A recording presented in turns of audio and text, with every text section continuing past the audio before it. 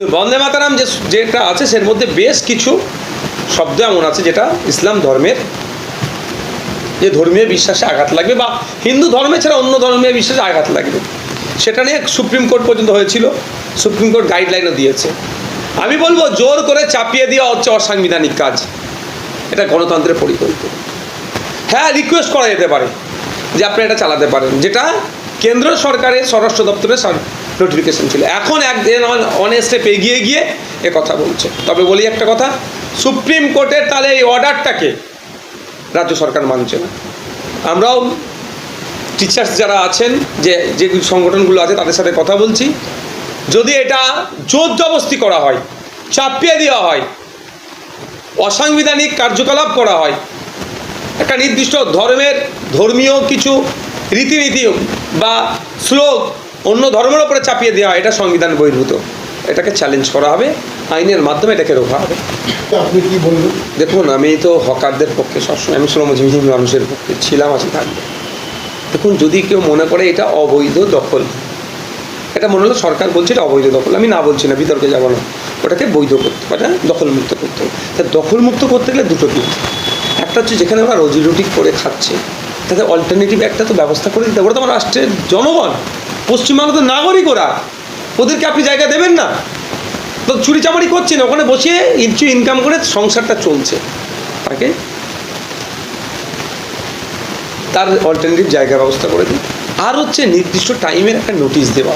প্রথম বুলডোজার চালিয়েছিল পশ্চিমবাংলাতে এই বিজেপি সরকার এসেছে তিল জড়াতে, সেই বুলডোজারকে আমরা আইনের মাধ্যমে আটকেছি। প্রথম বুলডোজারকে আমরাই ধাক্কা দিয়েছি কি অনৈতিক পন্থা অবলম্বন করে হচ্ছিল। আমরা দেখতে পাচ্ছি সোশ্যাল মিডিয়ার মাধ্যমে যে মাদ্রাসা ছেলেদেরকে ধরে বলা হচ্ছে যে জয় শ্রীরাম বলা, মাদ্রাসা হোক, স্কুল হোক, হিন্দু হোক আর মুসলমান হোক, কাউকেই জোর করে তার মতের বাইরে গিয়ে কোনো ধর্মীয় স্লোগান দেওয়ানো যায় না, এটা আইনের পরিপন্থী। যে ধরনের এই ঘটনা যেখানে ঘটছে তাদের কাজই একটাই হবে যে তার লোকাল থানায় একটা রিটেন কমপ্লেন করা, সর্বপ্রথম কাজ হবে। রিটেন কমপ্লেন করার পরে যদি সেটা এফআইআর হিসাবে ট্রিট না করে, সেটা আমাদের সাথে যোগাযোগ করতে পারে। অনেক স্বেচ্ছাসেবী সংগঠন আছে, সুবুদ্ধি সম্পন্ন মানুষ আছে, তাদের সাথে যোগাযোগ করতে পারে, সেটাকে কোর্টে গিয়ে এফআইআর করে তার বিরুদ্ধে আইনত লড়াই করে তার এই অনৈতিক কাজকে বন্ধ করতে হবে। আর একটা কথা যেটা হচ্ছে যে ভোটে তো হার জিত আছে। বিগত দিনে সিপিএম চলে গিয়েছিল, তৃণমূল এসেছে, কখনো কংগ্রেস চলে গেছে, কিন্তু এইবারে যে এফেক্টটা তৈরি হয়েছে তৃণমূলের, কারণ কাউন্সিলর বা পঞ্চায়েত সেগুলো তো এখনও তৃণমূল সরকারই রয়েছে, তারা নেই। এরা না থাকার জন্য সাধারণ মানুষ তার পরিষেবাগুলো তো পাচ্ছেই না। পাশাপাশি প্রতিটা এলাকাতে এই পরিষেবা না পাওয়ার জন্য অর্ধেক কাজ হয়ে আছে, কোথাও কাজ বন্ধ হয়ে আছে। কোথাও এই যে সলিউশনটা, এটা প্রধান বিরোধী দল হিসেবে তৃণমূল বা আপনারও তো বিরোধী দল, কীভাবে দেখছেন? সেক্ষেত্রে সেক্রেটারি আছে পঞ্চায়েতের, প্রত্যেকের ক্ষেত্রে সেক্রেটারি আছে। আর দ্বিতীয় কথা হচ্ছে কেন পালাচ্ছে? আমি কি তাদেরকে তাড়িয়ে দিয়েছি ঘর থেকে? বলতে পারবে কেউ? এই লেভেলের দুর্নীতি করেছে, তারা ভয় এলাকায় থাকতে পারছে না। আমি বলবো ফিরে আসুন, পরিষেবা দিন। আর যদি ফিরে আসতে ভয় লাগে, পদত্যাগ করুন, সেই জায়গায় নতুন করে অন্য কিছু করুন, পরিষেবা সাধারণ মানুষ পান। 1 বছর আগে একটা আইন হয়েছিল, সেই আইনটা এখন লাগু করা হয়েছে। সিএ এবং অনুপ্রবেশকারীদের পুলিশকে অ্যারেস্ট করতে বললো এবং বিএসএফের হাতে তুলে দিতে বললো।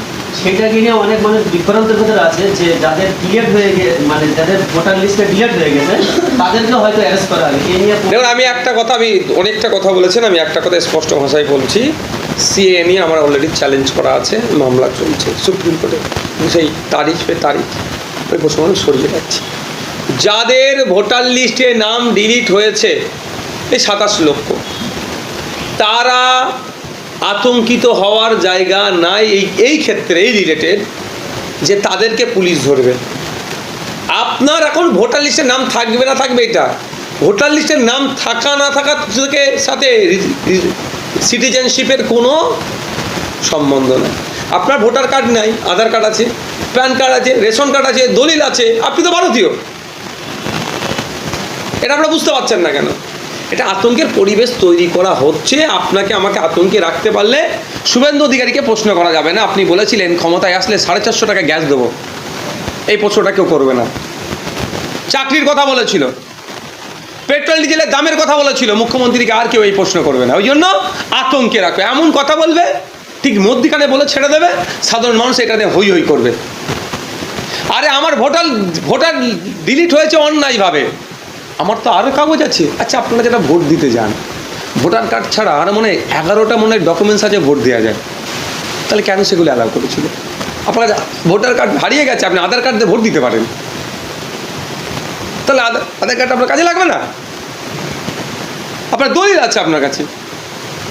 এটা আতঙ্কের পরিবেশ তৈরি করা হচ্ছে। এসআইআর বাদ যাওয়া 27 লক্ষ মানুষের নিয়ে প্রতিবাদ আপনি একাই করেছিলেন এবং টিএমসির 80টা প্রার্থী থাকাও তারা চুপ আছে। এটা আমি কিছু বললেই আবার কিছু সোশ্যাল মিডিয়ার হয়ে করছে, আমার অ্যাডমিনরা দেখাচ্ছিল, অনেকে রাগ হচ্ছে, বলছে এখনও কেন তৃণমূলের বিরুদ্ধে বলছে। আরে তৃণমূলের সব থেকে বড় অপরাধ তৃণমূল করেছে বিজেপিকে হাত ধরে বাংলায় নিয়ে আসা। আজকে বিজেপি সরকার তৈরি হতো না, এই ফ্রন্টে নিয়েছে না লড়াই করার গল্প শোনালে। তৃণমূল বিজেপিকে ফ্রন্টে নিয়ে এসছে, আজ সব থেকে বড় অপরাধ। 80টার কিচ্ছু দাম নেই, 80 আর 0 সমান, কারণ দুর্নীতি করে দলটা এই পর্যন্ত পৌঁছে গিয়েছে, ভয়ে মুখ খুলতে পারছেন। গতকালকে দেখছিলাম শিয়ালদাতে কোনো একটা কারণে এই একটা প্রোটেস্ট করছে, হকারদেরকে নিয়ে প্রোটেস্ট করছে, পজিটিভ, আমার কাছে নেগেটিভ না পজিটিভ। সেখানে দেখলাম 3 জন মাত্র এমএলএ, যে দলে 80টা এমএলএ 3 জন এমএলএ। শুধু তাই নয়, আর কর্মী সমর্থক মিলিয়ে 20টা থেকে মানে 21টা হবে না। মানে বুঝতে পারছেন দলটা কী লেভেলে পৌঁছেছে। আমি বলেছিলাম 6 মাস যাবে না এই দল ক্ষমতা থেকে চলে গেলে পোস্টে আপনার ফ্ল্যাগ মাথার লোক পাওয়া যাবে না, বলেছিলাম অনেক আগে। দেবেন নতুন রেকর্ড খুঁজে বার করবেন, পেয়ে যাবেন আপনারা। আর সেই জায়গায় যাচ্ছে। আজকে দেখছিলাম বিরোধী দলনেতাকে মাটিতে বসে আছে, তার রুম দেয়নি বলে প্রতিবাদ করছে। পাপ কোনোদিন বাপকেও ছাড়ে না। আমাকে 5 বছর রুম দেয়নি বিধানসভার মধ্যে। আমি কিন্তু ওই কাঁদা কাটা করার ছেলে না, আমি মাটিতে বসিনি। হ্যাঁ, বসেছে, প্রোটেস্ট করতে পারে। আমি নওশাদ সিদ্দিক আমাকে দেয়নি। আমি কারো মিডিয়ার সামনে কান্নাকাটি করছি নাকি? আমি চুপ ছিলাম। কোথাও লবিতে বসতাম, এইখানে যে সেইখানে গিয়ে ওখানে গিয়ে বসতাম, আমি কাজ মিটিয়ে নিচ্ছি 5 বছর ধরে। বিধানসভাতে একটু আমি মানে আমার যতটা সমর্থ হয় সেখানে আমি আটকাইনি কিছু, মানে আমি চালিয়ে গেছি, আমার রুম দেয়নি বলে। আজকে দেখলাম কি রুমের জন্য তারা আন্দোলন করছে। হ্যাঁ, দেওয়া দরকার তাদেরকে, যে রুম দেয়নি এরকমই প্রতিবাদ করছি। দ্রুততার সাথে বিরোধী দলকে রুম দেওয়া দরকার, এটাও কিন্তু আমি বলছি। কিন্তু পাপ ভাবতেও ছাড়ে না। নওশাদের সাথে কী করেছিল বিগত সরকার, তারাই রাস্তা বসছে। কিন্তু সেখানে থেকে জানি 80 জনের মধ্যে কজন ছিল? 10 থেকে মনে হয় 12 জন। এই দলটা আর মনে হয় 6, মানে বিজেপি যতদিন চাইবে, এখনও বলছে আবার বিজেপি যতদিন চাইবে পশ্চিমবাংলা তৃণমূল থাকুক ততদিনই থাকবে। আর বিজেপি যেই দিন বলবে যে না আমি আর তৃণমূলকে পশ্চিমবাংলা রাখবো না, সেই দিনই উঠে যাবে দলটা। পশ্চিমবাংলা থেকে টিএমসি মুছে ফেলার পিছনে নওশাদ সিদ্দিকী ও হুমায়ুন কবিরের হাত, কী বলবেন? দেখুন, আমার এইটা নিয়ে আমার সাথে একটা আপনারা করুন, লাইভ করবেন, একটা দিন করুন, আপনারা চ্যানেল মিলে সাধারণ মানুষকে বার্তা দেবেন। একদিন লাইভ হবে, লাইভ আলোচনা হবে। সাধারণ মানুষ যারা সাধারণ মানুষ অ্যাকচুয়াল নয়, যারা তৃণমূলপন্থী বুদ্ধিজীবী বলে, যাদের এখন মাল আসা বন্ধ হয়ে গেছে, তারা খুব এটা নিয়ে খুব মিসগাইড করছে। আমি আমার উত্তর দেব। আমি হুমায়ুন কবিরের উত্তর দিতে পারবো না, আমি অন্য কারোর উত্তর দিতে পারবো না। আমি লাইভে বসবো, কোশ্চেন করবে, যুক্তি দিয়ে তার কথাটাকে আমি খাটাবো। আর তারও কোশ্চেনের পিছনে যদি কোনো যুক্তি থাকে, আমি যদি ভুল হয়ে যায় আমি ভুল স্বীকার করবো। আরে ভাই, আমি 30টা জায়গায় প্রার্থী দিয়েছিলাম, 1 নম্বর কথা। দ্বিতীয় কথা, আমার একটা কথা সাম্প্রদায়িক আছে যে অন্য ধর্মের মানুষ আমার উপরে ক্ষিপ্ত হয়ে আইএসএফকে ভোট দেওয়া তো দূরের কথা, তৃণমূলকে তো ভোট দেওয়া দূরের কথা, বিজেপিকে ভোট দেবে, এই ধরনের কেউ আমাকে একটা শব্দ বলতে পারবে? তো কিসের জন্য বলুক? আমি আমার ভাঙনের কথা বলি। গতবারের থেকে 20,000 ভোট আমি বেশি পেয়েছি। গত 2021 সালে আমি আমার নন মুসলিম ভাই তথা হিন্দু ভাইদের খুব একটা ভোট পাইনি ভাঙর থেকে। এবারে আমার ভোট বেড়েছে, তাদের প্রচুর ভোট পেয়েছি। এখন ব্যাপারটা হচ্ছে বারবার কারো ঘাড়ে দোষ চাপিয়ে দিতে হবে। আপনার খেয়াল আছে 21-এর পরে বা বেশ কয়েকটা নির্বাচনের পরে লক্ষ্মীর ভাণ্ডারকে নিয়ে অনেকে খিল্লি করেছিল। এই লক্ষ্মীর ভাণ্ডারের কাছে হেরে গেলাম। আমি নওশাদ সিদ্দিক তখন প্রতিবাদ করেছিলাম, ভুল হচ্ছে, যারা লক্ষ্মীর ভাণ্ডার নাই সেটাকে নিয়ে আপনারা খিল্লি করবেন না, কারণ আমাদের মানুষের কাছে পৌঁছাতে পারেনি, মানুষের রাইট আমার কাছে আসেনি, অধিকার আমাকে দেয়নি, তো মিটে গেল। তার জন্য কার দোষ চাপাতে হবে কেন? তো এইটা হচ্ছে তৃণমূলপন্থীরা দোষ চায়। সরকারটা তো তুই বিজেপির হাতে তুলে দিয়েছে তৃণমূলই। বিজেপির হাতে তুলে দেওয়ার পরে দোষ তো নৌসাদের ঘাড়ে চাপ, সহজ আছে, ওটা নরম জায়গা, ওটাকে টেপো। মমতা বন্দ্যোপাধ্যায় বলছে আগামী পঞ্চায়েত ইলেকশন আছে বা পৌরসভা ইলেকশন, এমনকি 29-এ এমপি ইলেকশন, সেখানে দল ভীষণভাবে ফিরে আসবে। আপনি কিভাবে দেখছেন? হ্যাঁ, ভীষণভাবে কীভাবে ফিরে আসতে হবে আমি দেখতে পাচ্ছি তো। প্রার্থী খুঁজে পাবে নাকি দুষ্কর আছে, এটাকে বলে রাখো। ধন্যবাদ।